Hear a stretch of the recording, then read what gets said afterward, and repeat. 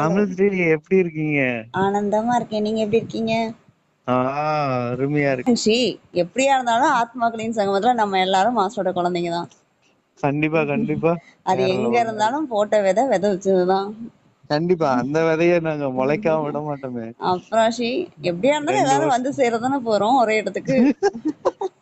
Sri confident level வேற லெவல்ல இருக்கீங்களா இருக்கு. ஸ்ரீ, சீரியஸா அதான் ஸ்ரீ, எல்லாரும் ஒன்னாதான் இருக்க போறோம், ஒன்னாதான் வாழ போறோம். இதுல என்ன ஸ்ரீ இருக்கு? அது என்னமோ உண்மைதான் ஸ்ரீ. ஒன்னா போக போறது என்னன்னு தெரியல. ஆனா ஒரே இடத்துக்கு போக போறோம். அதுக்குண்டான கோல் மட்டும் நடந்துருக்கு. அதுக்குண்டான ஜீவன் மட்டும்தான் முதல்ல நீங்க சொன்ன மாதிரி விதைச்சது. அந்த ஆமா ஸ்ரீ. விதைய வளர்க்காம விட்டுனா ரொம்ப ரொம்ப சிரமம். மாஸ்டர் சொன்ன மாதிரி சராசரியான ஒரு மனிதன் அதுக்கும் கீழே போயிடுவான். அப்போ அந்த விதையை எப்படி பாதுகாப்பா இருக்கணுமோ அது கண்டிப்பா பாதுகாத்துதான் ஆகணும். கண்டிப்பா ஸ்ரீ. அதுவும் முடிஞ்சுன்னா இன்னும் டேஞ்சரோட டேஞ்சர் ஆயிரும். அந்த மாதிரி இதா இருக்கு. ஆனா ஒரு சிலர் என்ன சொல்றது, சூழ்நிலைகள் அந்த மாதிரி சேர்த்து கன்னியூ பண்ண முடியாத ஒரு சூழ்நிலை நிறைய. என்னதான் இருந்தாலும் நம்ம ஒரு விஷயத்த கொடுத்திருக்காரு, ஆனா அதை மிஸ் பண்ண கூடாது. அது மட்டுமே தாரக மந்திரமா இருக்கு. கண்டிப்பா அப்படிதான் ஸ்ரீ. சரி போயிட்டு இருக்குது. மாஸ்டர், உங்க மாஸ்டர் பத்தி நீங்க என்ன வேணா எழுதலாம் அப்படிங்கிற மாஸ்டர் டாபிக் கொடுத்துருக்காங்க. நாங்களா கவிதையே எழுதுமே அவரை. அது அதுல நாங்களா ஒரு பார்த்த பேச்சுல கொட்டி கிடையாது, கொடுங்க ஒன்லி ஸ்ரீ. கவிதையாவே எழுதுவோமே. ஸ்ரீ, உங்க அளவுக்கு மாஸ்டர் லவ் பண்ணவங்க யாருமே இருக்க முடியாது பசங்கள்ல. ஆனா கடைசி ஒரு வாய்ப்பு, சரியான தருணம் அது.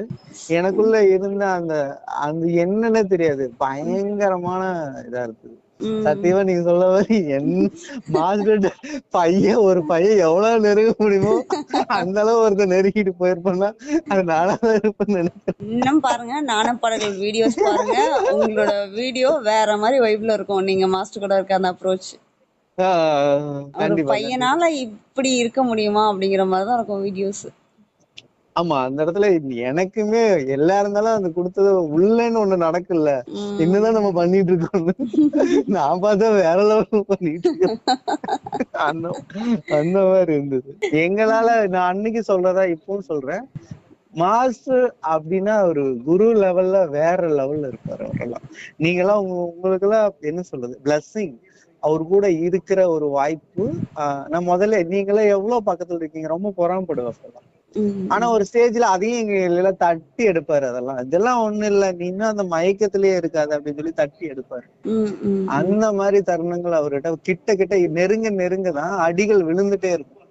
அப்போ உங்களுக்கு எல்லாம் எவ்வளவு தூரம் அங்க அடி விழுகிறப்ப நீங்க என்ன மாதிரி பக்குவம் ஆகுறீங்க அப்படிங்கிறது அப்பதான் புரிஞ்சுக்கிட்டேன். அவங்க மட்டும் நெருங்குறாங்க, நம்மளால நெருங்க முடியலன்னு அந்த ஏக்கம் எல்லாம் இருந்துதான் செய்யும். ஆனா உங்களுக்கு எல்லாம் உங்களுக்கு அங்க இருக்கவங்க எல்லாருமே பிளஸ்ஸிங் தான். அவர் கூட முகத்தை பாக்குறது அவ்வளவு பிளஸ்ஸிங். அதெல்லாம் கிடைக்கிறதுக்கான வாய்ப்பு ரொம்பவே சொல்லிட்டே இருக்கலாம் சரி. அவரு சொல்றதுக்குலாம் ஒண்ணுமே இல்லை, நிறைய சொல்லலாம். சரிங்க சரி, மீட்டிங் டைம் ஓகே ஆச்சு. ஸ்ரீ, நீங்க பாத்துட்டு எனக்கு ஃப்ரீயா நன்றி இருக்கப்ப ஸ்ரீ. கூப்பிடுங்க. நன்றி நன்றி ஸ்ரீ. ஆனந்தம். நன்றி ஆனந்தம். என்ன புண்ணியம் செய்தேனோ